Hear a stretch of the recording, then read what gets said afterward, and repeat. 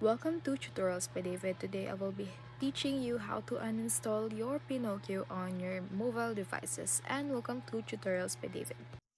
Hello everyone, so today we'll be uninstalling the Pinokio app. So if you wanna uninstall the app on your PC, then it's very simple.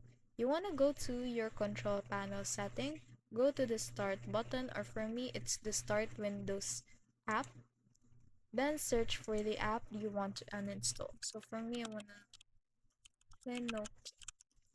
After that, you can have this option right here which has open, runs administrator, and on the very bottom you will have an uninstall option. You will just want to press that. It will redirect you to the settings, search for the app again, go to the three dot sign here and press uninstall. And it will ask you again a question if you want to uninstall it, and press OK. So after that, for a while, this will be uninstalled, and yes, it will be uninstalled if I close it.